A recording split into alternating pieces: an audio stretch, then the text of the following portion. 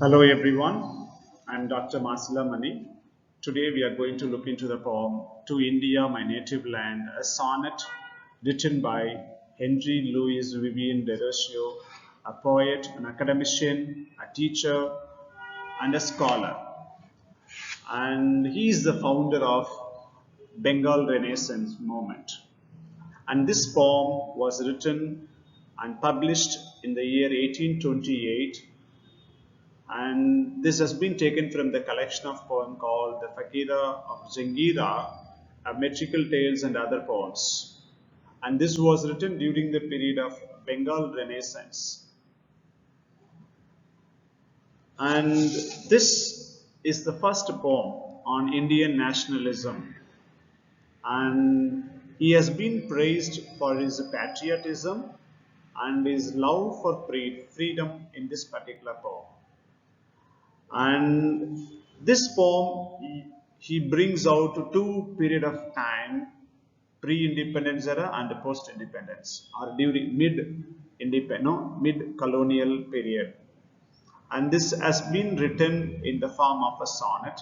The first part of the sonnet that deals with is lament over the loss of glory of nation India. The second part of the poem deals with, no, creates he instills hope among the readers, those who read this poem. If you read the second part of the sonnet, he instills a kind of a confidence, or he instills a kind of a hope among the readers. Let's move on to the text of the poem. My country, which means India, in thy days of glory past. This is before the colonization had taken place in India.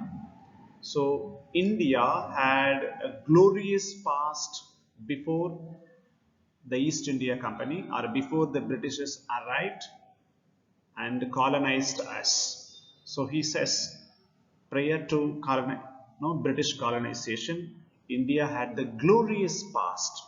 It was known for its rich in tradition, culture, heritage, and the history of the past. A beauteous halo circled round thy brow, a beauteous halo, a kind of a light of a circle on head, right? That denotes a kind of a divinity, a divine power. Once India had a no, India was known for its spiritual heritage, and India was worshipped as a deity. Look at that. India has been personified, worshipped by people, of the past. Solemnly, people worship the land. That also denotes, which is known for the classic Sanskrit works like, and then the prayer to that, Vedas, Upanishads, all those works that he speaks about. And now look into the fourth line of the poem. Where is thy glory? Where the respect, reverence now? Everything has been lost. Once they started, once they started colonizing us, enslaving us, the glory of the nation has been lost. The respect was lost. And now he compares the nation India to a bird called eagle. Eagle is something, a noble bird which can soar up like anything. Higher and higher it can fly. So India's glory was higher and higher like the bird eagle.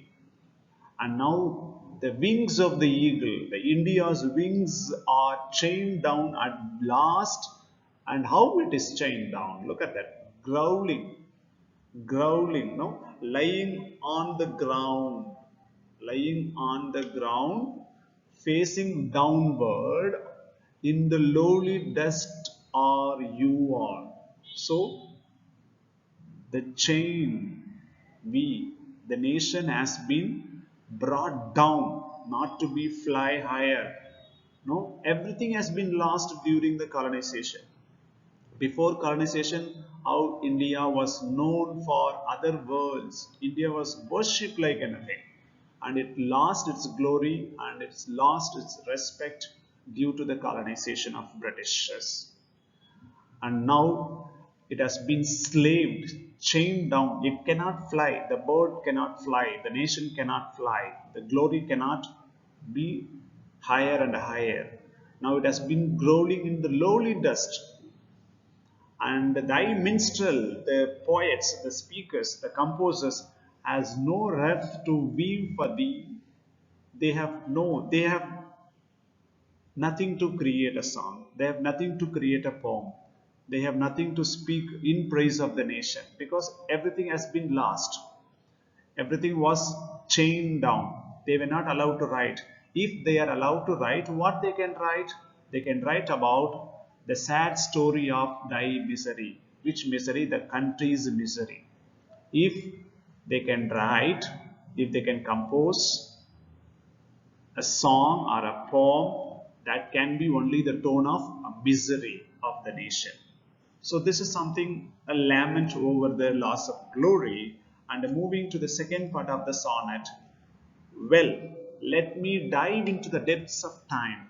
The speaker wants to dive into the depths of time, go back to the past and bring from out the ages, bring out all those rich culture, tradition, heritage, everything back, and that have rolled all those times, the history of the land, history of the culture, tradition, everything. A few small fragments of these wrecks sublime which human eye may never more behold. These are all something, a fragment, small fragments of a failure or a shipwrecks, how deep it is, and this human eye cannot hold it and that cannot see that. And let the Jordan of my labor be, my fallen country, one kind wish for thee. For doing this, so he wants a kind of a reward.